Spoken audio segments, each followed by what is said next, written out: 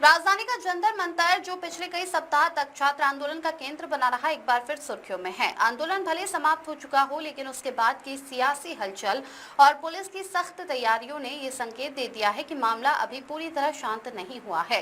Cockroach जनता party ने सरकार को साफ चेतावनी दी है कि यदि प्रदर्शनकारियों के खिलाफ दर्ज सभी एफआईआर वापस नहीं ली गई तो आंदोलन दोबारा शुरू किया जाएगा। इस चेतावनी के बाद दिल्ली पुलिस ने जंतर मंतर की सुरक्षा व्यवस्था अभूतपूर्व स्तर पर बढ़ा दी है। दोनों ओर लगे बैरिकेड्स को लोहे से वेल्ड कर मजबूत किया गया है, जबकि स्थानीय पुलिस के साथ रैपिड एक्शन फोर्स की एक कंपनी 24 घंटे तैनात कर दी गई है। पुलिस का कहना है कि यह व्यवस्था किसी भी संभावित भीड़ या कानून व्यवस्था की चुनौती से निपटने के लिए की गई है। वहीं राजनीतिक गलियारों में इसे सरकार की सतर्कता और संभावित विरोध की आशंका से जोड़कर देखा जा रहा है। सीजेपी का आरोप है कि 25 जुलाई को हुए समझौते की भावना का पालन नहीं किया गया और विभिन्न राज्यों में आंदोलन से जुड़े छात्रों पर कार्रवाई जारी है। पार्टी ने प्रदर्शनकारियों के खिलाफ दर्ज मुकदमे वापस लेने, हिरासत में लिए गए लोगों की रिहाई तथा नई कानूनी कार्रवाई रोकने की मांग की है। साथ ही समझौते की प्रति सार्वजनिक करने की भी मांग उठाई है।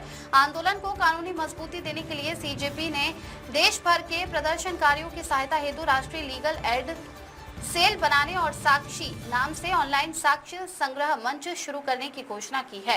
इसी क्रम में राज्यसभा सांसद कपिल सिब्बल ने प्रदर्शनकारियों के कानूनी मामलों के लिए 1 करोड़ रुपए की सहायता देने की घोषणा की है।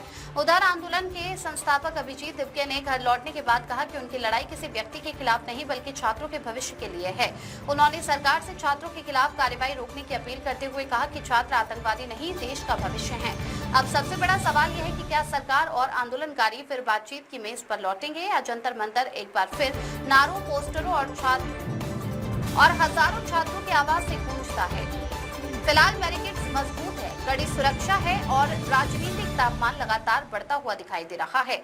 आने वाले दिनों में सरकार के फैसले और आंदोलनकारियों की रणनीति तय करेगी कि ये विवाद यहीं थमेगा या फिर राजधानी एक नए दौर के विरोध प्रदर्शन की साक्षी बनेगी।